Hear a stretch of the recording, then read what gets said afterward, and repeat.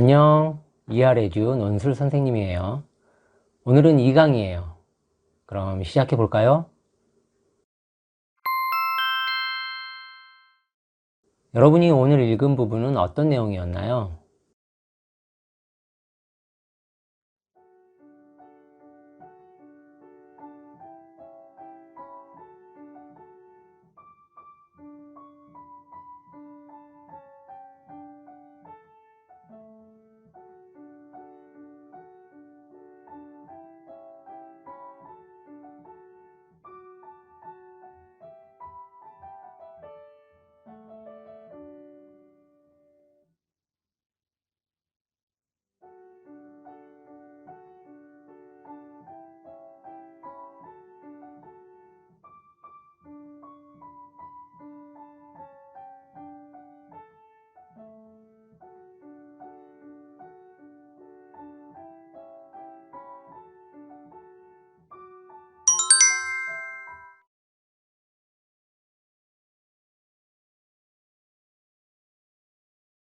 간략하게 정리해보면 동네 술집 겸 음식점인 테라스에서 술을 마시며 대화를 나누는 노인과 청년이 되겠죠? 이 장면을 봐도 영어 보이가 이 소설에서는 소년보다 청년에 더 가깝다는 점을 알 수 있어요.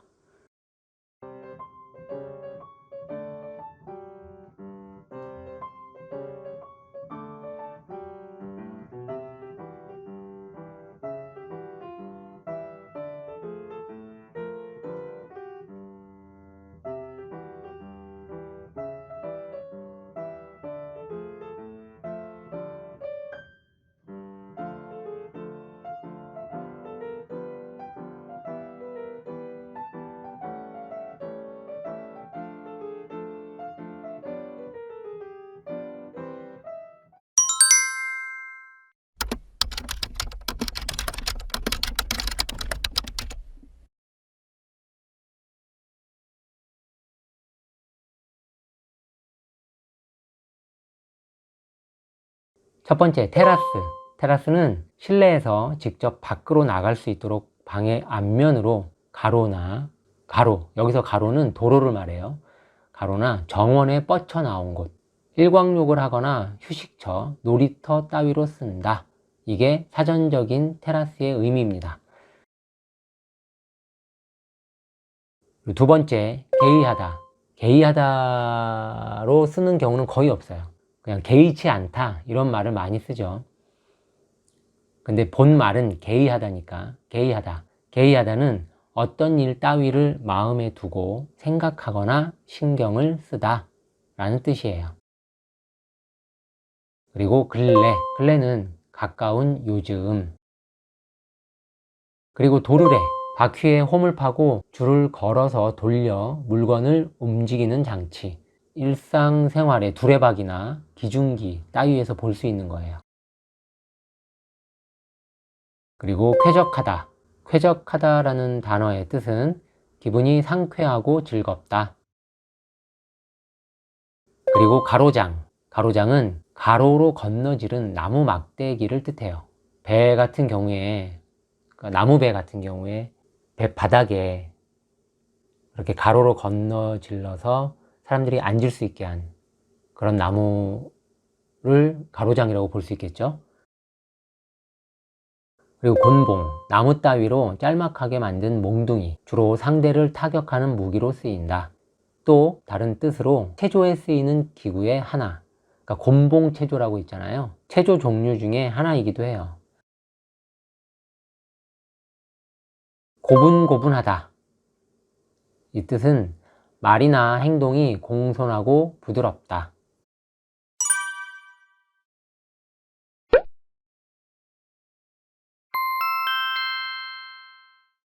오늘도 교정 시간이 왔습니다. 지난 시간에 처음 교정을 해봤는데 어떠셨나요? 재미있다고 생각하는 학생도 있고 그렇지 않은 학생도 있겠지만 계속 하다 보면 꽤 재밌다는 걸 느낄 수 있을 거예요. 지난 시간에 어떻게 해야 하는지 방법을 잘 알았을 테니까 오늘은 바로 실습으로 넘어가도록 하죠. 이번에도 영상에 나온 문장을 고쳐보세요. 그럼 시작.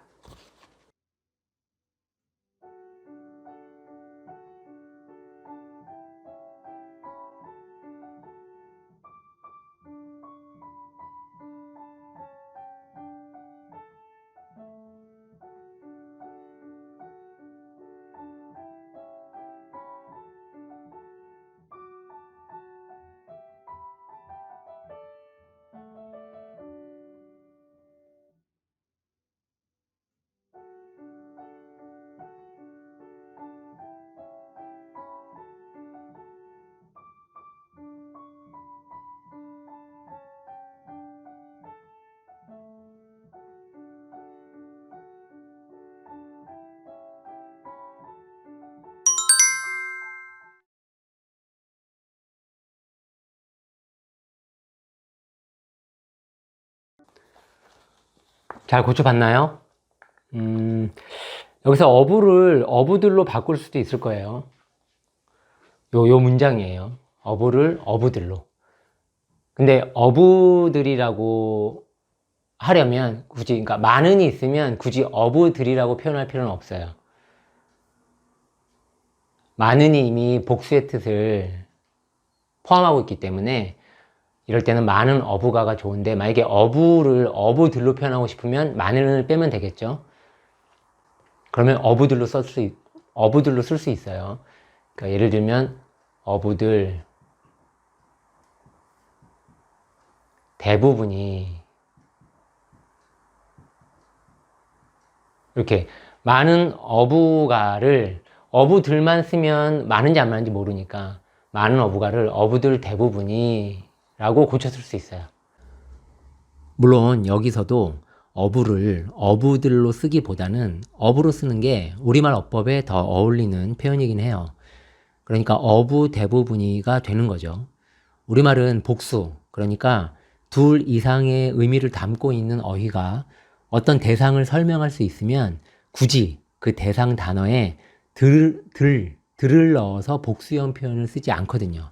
하지만 여기서는 어부들로 바꾸면서 많다는 의미를 넣기 위해 대부분으로 바꾼 거니까 이렇게도 고쳤을 수 있다는 정도로 이해하면 돼요. 많은 어부가를 어부들 대부분이. 노인을 보면서 비웃었지만, 이럴 때도 노인은 뭐 대상이니까 그대로 두고 노인을 뭐 바라보며 라고도 할 수도 있고 또는 보며 라고도 할 수 있죠. 노인을 보며 비웃었지만, 또는 노인을 바라보며 비웃었지만 이라고도 할 수 있겠어요. 노인은 개의치 않았다. 개의치가 이 개의하다라는, 개의하지 않았다인데, 개의하다 좀 어려운 단어죠. 앞서 단어에서 배웠으니까 무슨 뜻인지는 알 거예요. 그러니까 요것도 조금 쉽게 바꿀 수 있죠. 노인은 뭐 신경 쓰지 않았다. 그러니까 어부들 대부분이 노인을 보며 비웃었지만 노인은 여기에, 그러니까 그런 반응에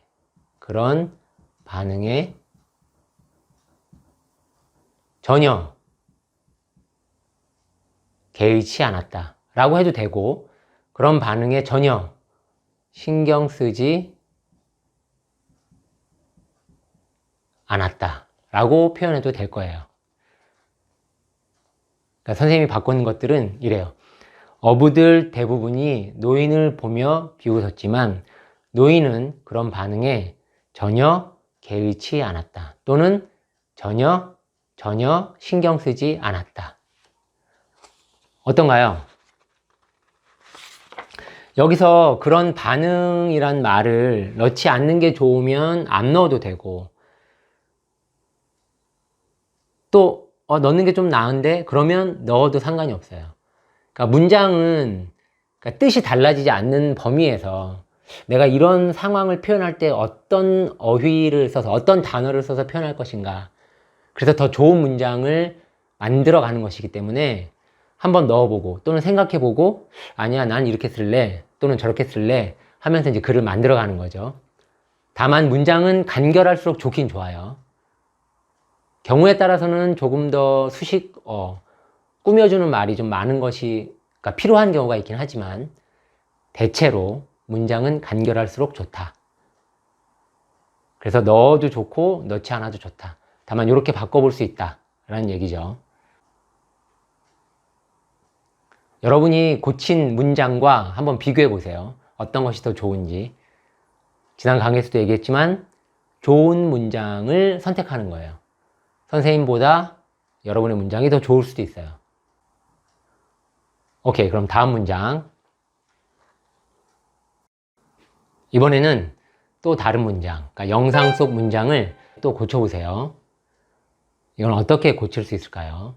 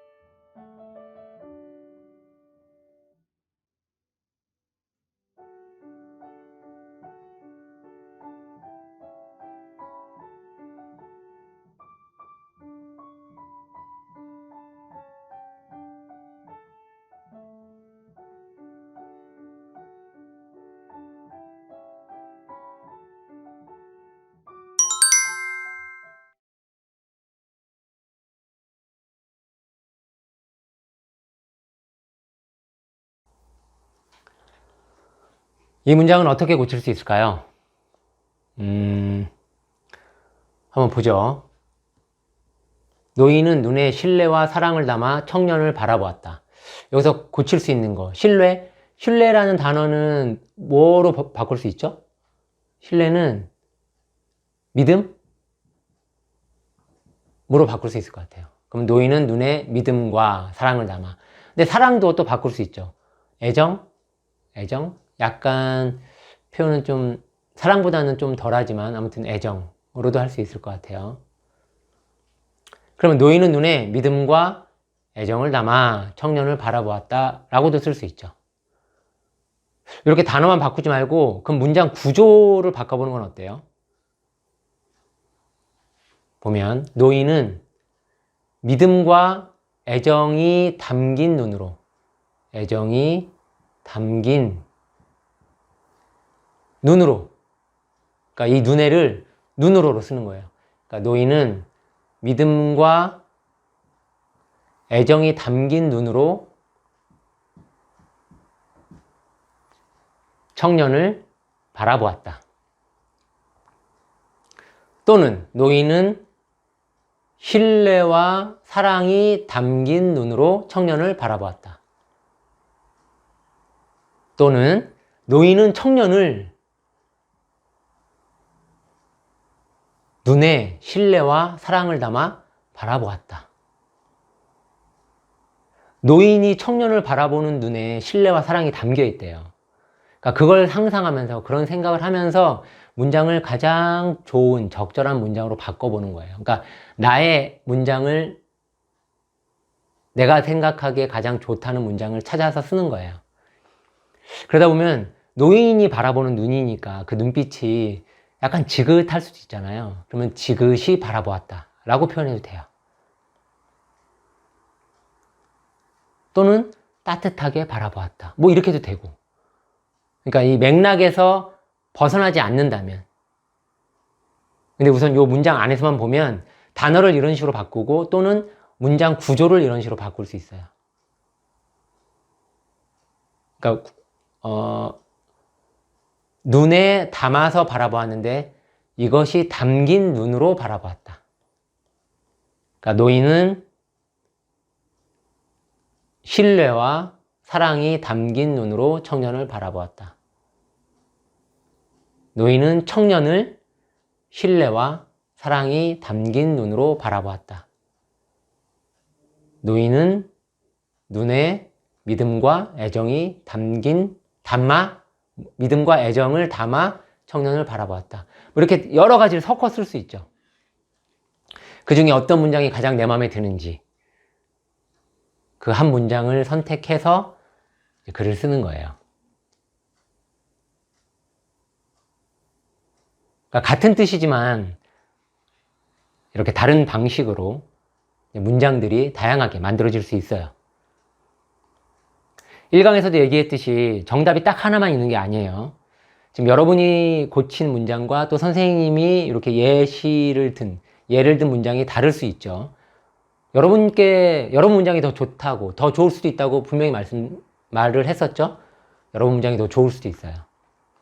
우리의 언어 문화와 문법에 어긋나지 않고 뜻이 달라지지만 않는다면 다 정답이 될 수 있어요.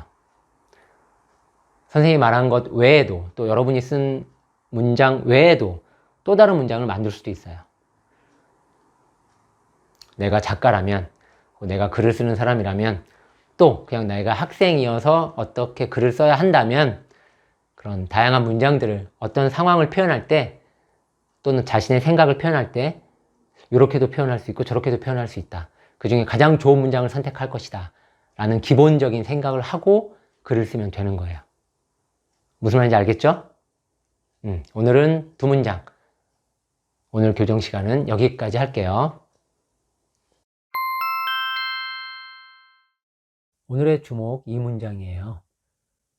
많은 어부가 노인을 보면서 비웃었지만 노인은 개의치 않았다. 우리 교재에 노인과 바다 21쪽 끝줄에서 22쪽 첫 줄에 이르는 문장이죠. 이 문장에서 우리가 생각해 볼 내용은 평가, 결과, 대응이에요. 주어진 키워드를 보고 이 키워드를 활용해 짧은 글을 지어보세요. 이 단어들을 넣어서 글을 써도 좋고 이런 주제나 내용으로 글을 지어도 좋아요. 오늘 주목 2문장 같은 내용으로 말이죠. 생각나는 대로 글을 써보고 이어지는 선생님 설명과 비교해 보세요.